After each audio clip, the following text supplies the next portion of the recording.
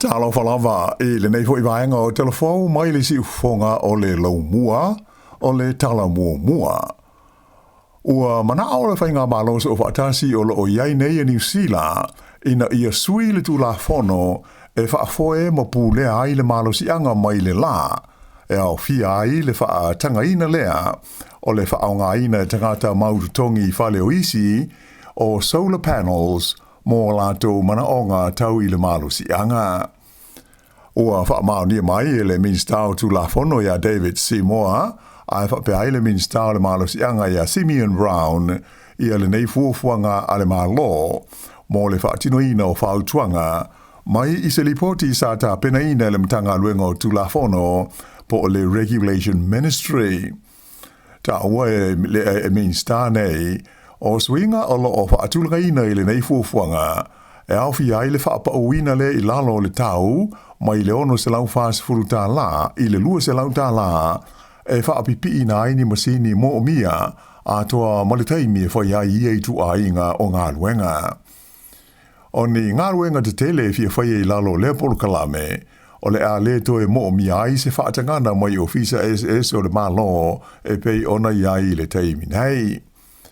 O whautuanga mai le lipoti e pei ona tāpena ina le mtanga ruenga o lo au fi ai le whaia le se awala ma se whainga tau ngō fie mō le atunu o le whaapiina ma le whaonga ina o masini e mau ai le malos ianga mai le la mō la tau mana onga. O se tasi o mafuanga utu o mana ai le malo I le nei taimi e una ia le nei polokalame ina ia mawai se whasoa swani I le taunga tau le tise I le taimi nei. A whai o le apasia ma whaatino le polokalame o lona winga o le a mawhai e tangata o lo maututongi I whale o isi o na whaatau I ala tau solar panels o na palaka le a mawhaonga mai a ofo I ina sifi e a vea lava ma e o lava ma a vea la tau panels nei I isi fo I whale o le a se e atu e no nofo ma wha mautu ai I le luma nai. Ua siri atu I le lima te si ma le 5 miliona tā la le a whai o mea lofa ma fōa I tupe e o I le luas fulu wafe tā la ma siri atu ua tu ina atu I vaenga wha o whai te itasi e lango inai ma whesoa swani I ala atu tāpenanga mō le pālo te tele o lo loma nei. O whainu mera e pei ona wha maa pōpo ina e le komisi o whai ngā pālota ua iloa ai e o mai I le asonga fua nafi asos fulfitu o kuso ua si tia mai le 5 miliona tā la sa iai I le 5 tesi ma le 7 miliona tā la le au wha inga o mea lofa tupe e ta I luas furuafe tā la ma siri atu ua uma ona whaia ma ta lia e pāti ma vaenga wha o whai o malo SS. Ua tu lai mai ai o le pāti a le National e au pito I tele I a whoa I ma mea lofa tupe ua la tau 5 ina nei e so atu iai le pāti a le Act. E ono se lau tolus fulma le wha afe tā la na wha o popo I mea lofa mō le pāti a le National e au fi ai le lua se lau 5 se fulu afe tā la o le whoa I mai le pilionea o le ringo ia Nicholas Mowbray whaapea I a lona lua o mea lofa mai I le company o le Rank Group e lua se lau 5 se fulu afe fo I tā la mō le pāti lava le nei le National. O le a whai atola o mea lofa tupe o tau 5 ina nei e le pāti le National e tasi le miliona iwa se lau tolu se furu waruafe ma le fitu se furu 5 tā la. O loo se so atu iai le pāti le Act e tasi le miliona fitu se lau tolu se furu waruafe se lau ono 5 tā la. Sa iei fo I se whaapoponga I mea alofa ma fo I tupe mō le pāti le Labour lea e au fi ai le se lau wafe tā la mai I le li o Dick Hubbard lea sa avea mua ma pule nuo au kilani. E le ngata I lea a na mua fo I le Labour se isi fo ai ono se furu wafe tā la mai le uni o le Rail and Maritime Union ma tūlanga tolu atu ai le Labour a tūlanga whāne pāti le New Zealand First I lau wha inga o mea lofa tupe ua lātou maua mō tāpenanga o le pālota I a November. O le Labour lava ia e ono se lau ma le fitu afe iwa se lau luas fultasi tā la le a whainga o mea lofa tupe o la tau maua le teimi nei. O le New Zealand First, e lima se lau fitu toru a fe Tala. Ai o le pati fau o le opportunity, lea o i le wha se lau wivas fultasi a fe, ono se lau ono se furu Tala, le a whainga o la tau mea lofa tupe o maua. Ai o le pati e le Greens, e tolu se lau whas fultoru a fe, se lau wiva lima Tala, ma le pati a Maori le te pati Māori, e wha se furu a fe Tala. O whaai nei e le na o tangata teito tasi ma whai na la tu whaia, ai au hi ai fo i ma company ma wha la po tonga, e pei o unia tangata whai ngā ruenga. O le palo te tele i le luafe luas fultolu, e tolu se lau tolu sfuli ma afe tā la, le a whai o mea lofa tupe, sa tu ina atu i le pati e le Labour, e uni o tangata whai ngā ruenga.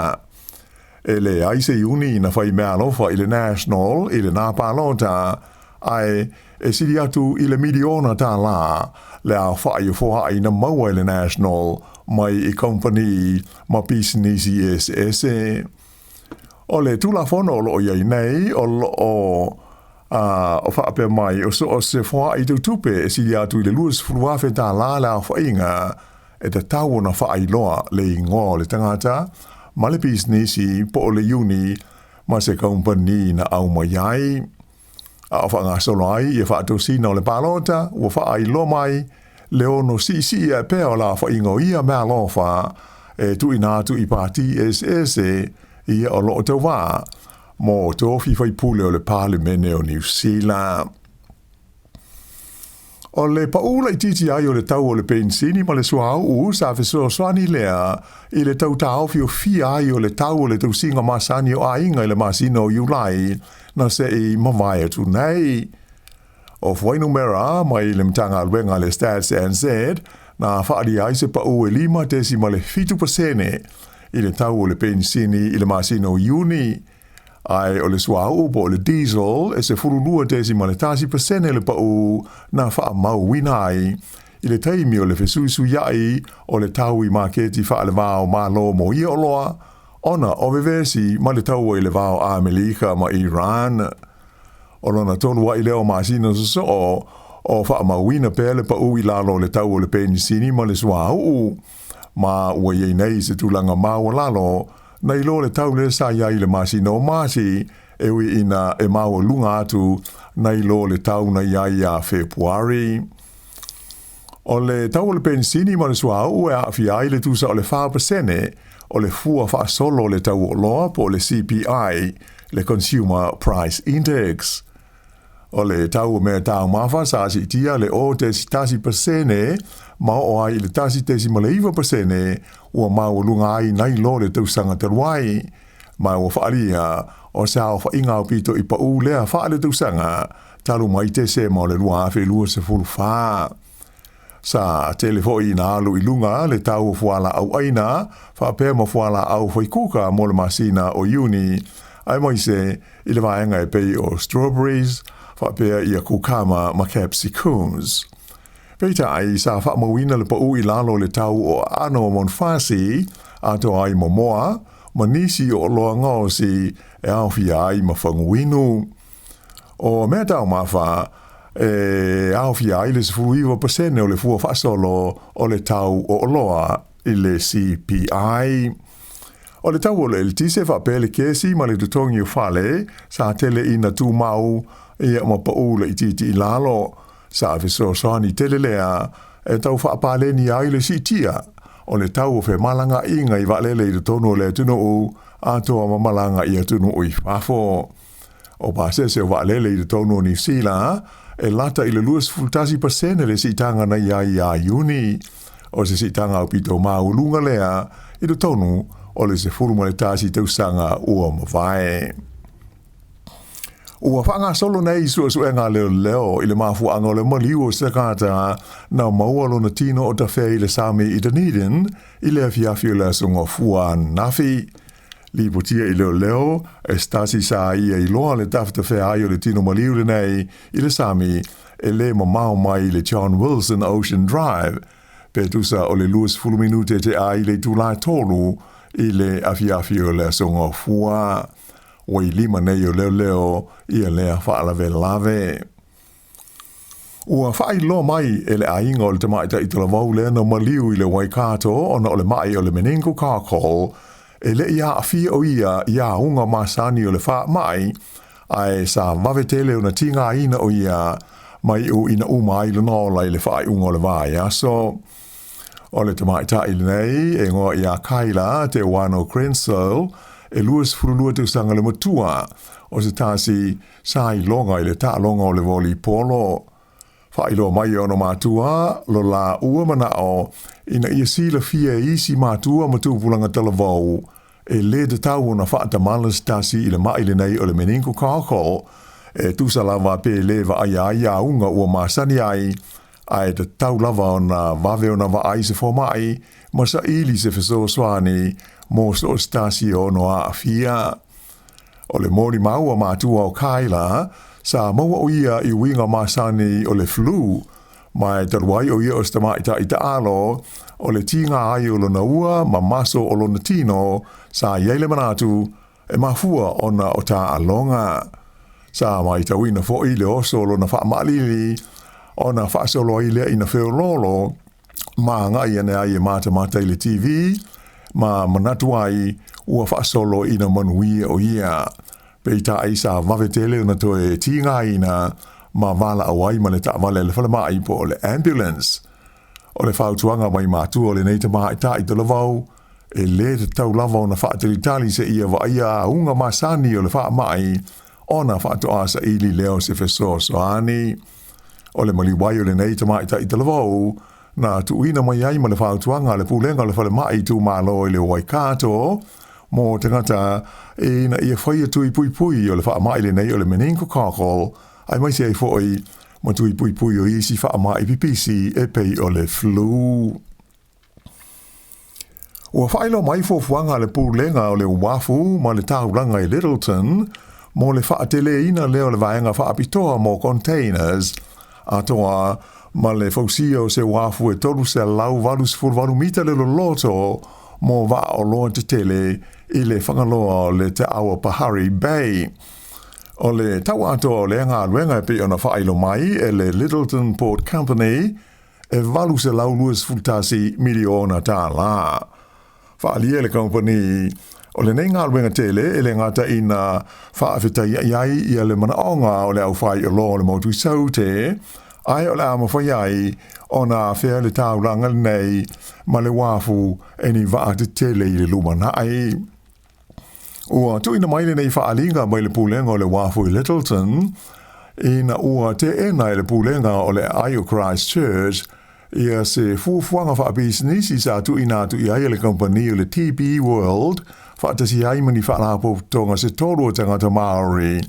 mono la tau fia lisi ina lea, o ngā luenga whai lunga o le wafu le nei I Port Littleton. O le whaatele ina la o le wafu le nei e au fi ai, ma le fausia o se vaenga whaapito lava mo pusa o loa te tele ma containers, e tusa ma le 5 hectares le tele. E le ngata I leo le a whaapina ai fo I mani si lingi te tele se wha, mo le whela wa inga uta ma pusa o loa te tele. O lo iai le wha moe, e tau na o atu I le tausanga lua awhe tolutasi ua uma ia lea ngā luenga tele. E lata I le lua tesi ma le 8 miliona Tala le au whainga o la fonga po raids e le I tongia le au tongi la fonga I le tu malo o le Wairarapa. O se vaenga po o le vaenga I saute le Wairarapa, South Wairarapa,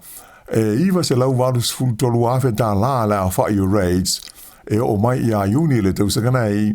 e le I tongia I le pūlenga po o le District Council e le au tongi la fonga e tolu se lau valus fulu iwa le au whai. Whaalia e whapea o se si tanga le sfultasi pasene whaatusa I le tausanga ua mawai. O le ai o Masterton la whainga reis e le I tongia I le council e tasi le miliona ma le fitus fulima awhe Tala. Ai fitus e lau ma le tolu awhe Tala I la fonga e le I tongia I le nuu o Carterton.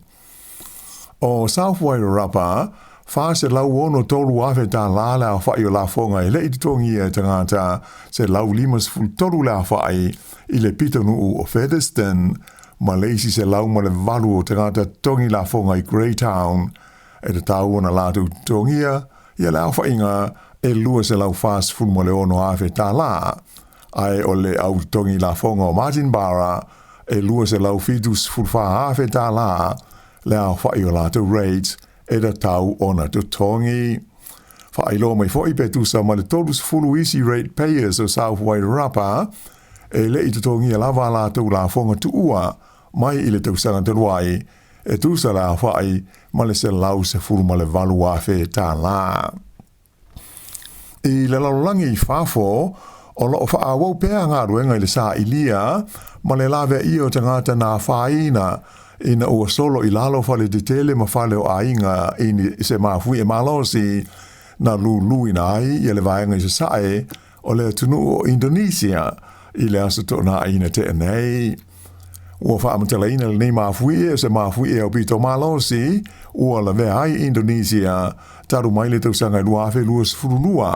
le a fo ina iai se tasi mafui e malosi na mali li waile whaitau fia se lau o tangata i le motu o West Java. E o mai la i le songfua na fi ua o i le lima se fulu tolu le a whaingo tangata mali liu ua maua i le mafui e lea sa ilonga o na awha ina i le tu malo o le East Nusa Tenggara. E tarua na tura i mai le mafui e le sto na e si lia le se lau wono se fulu le a whaingo isi mafui e la iti ua wha amawina le lulu ina i pea o lea vaenga o Indonesia.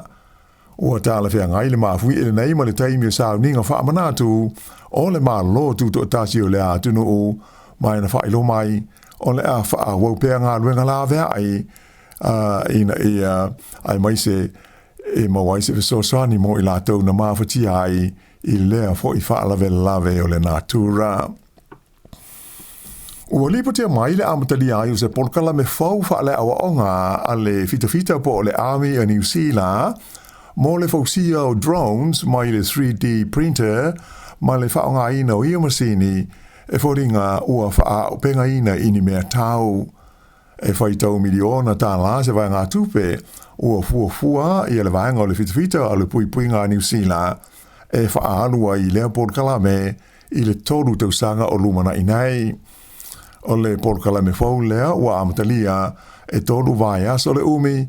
e awa o inai to mai i le fausia ma le whaalele ina o drones i le ea. E le ngata i lea ai awa o inai fo ima to mai i le toe whaalele o ia i tu a ingo masini pe a whai e whaale tonu i le taimi e whaau ngai nai i ni ngai o inga wha military i le lumanai.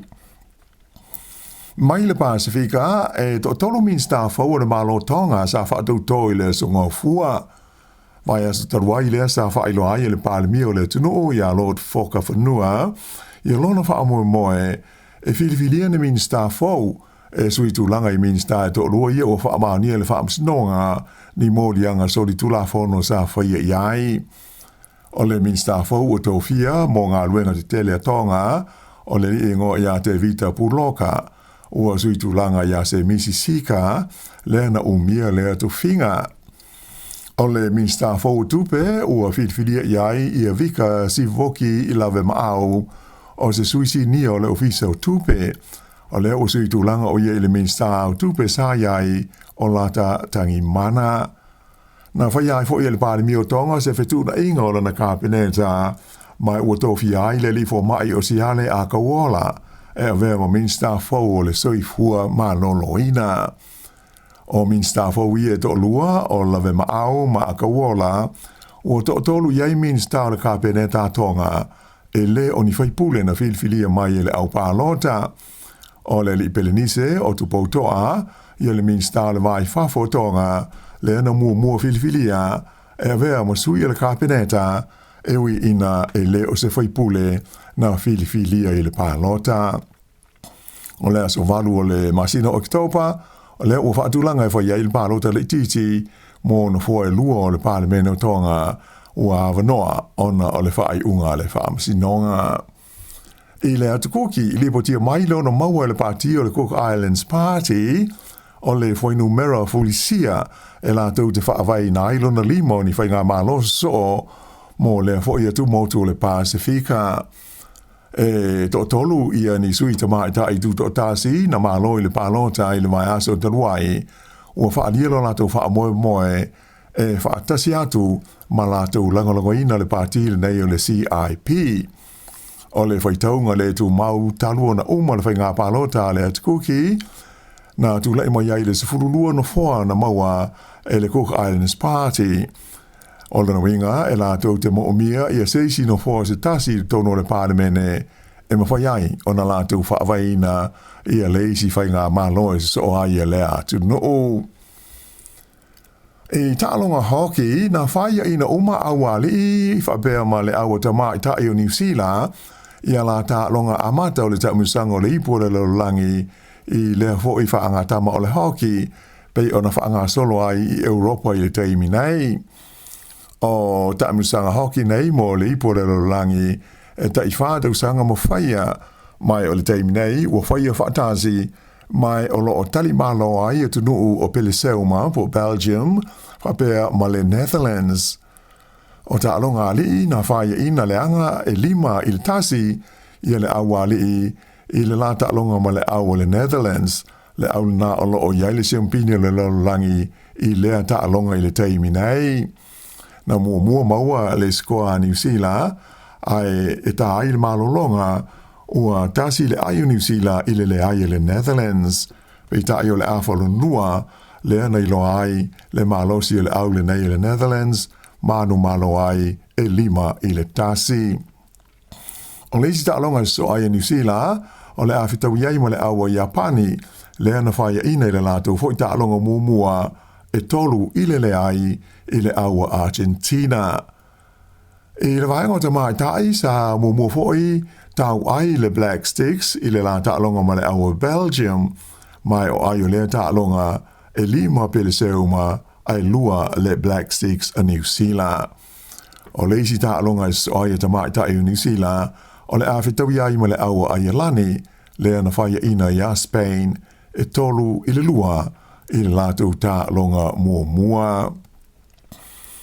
O loo whaawo pēr o nā whia le awa le olpelegi New Zealand i le whaamanu o li ai o tamata alo a o tā pēna masauni mo le tālonga whaita wina mua ma le Springboks i le whaai unga o le vaias o nei. O le prop le li o Ollie Norris o lona whaa i leo tamata alo o toi fwoi mai i New Zealand ona o se manua i lona turi vai. O leo o whaai lo mai le whaia o ngaulu ia Dave Rennie o le proper le Highlanders le ri o Saula Mau le o le amalanga tu sui tulanga ia Ollie Norris ai o ali taimi o iai le All Blacks i lana taimu sanga le nei a Felika Saute. Whailo mai fo i reni o le o sauni i o Will Jordan whapea ma le li o Cam Roigard mo le tālonga whaita wina mua ma le Springboks i le aso sā.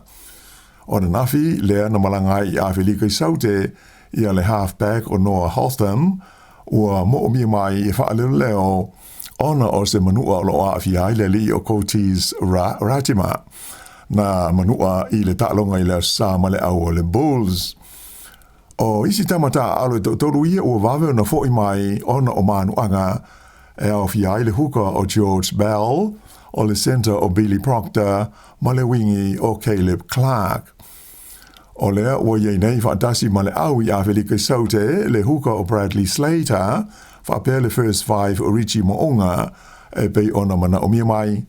ona o manuanga wa a fiai le au. Whailo mai la e le li whaia o ngaulu ia Dave Rennie e ui ina whea ngai la tau mo ia whaale tonu ona o manuanga ai o lo whaia tau mwhainga uma ina ia malosi le au New Zealand o le a filfilia mo le tālonga whaita wina mua i le wā ma le au le Springboks i le tai au le sā asau nei i le ai o Johannesburg. O le whai unga le nā o telefau.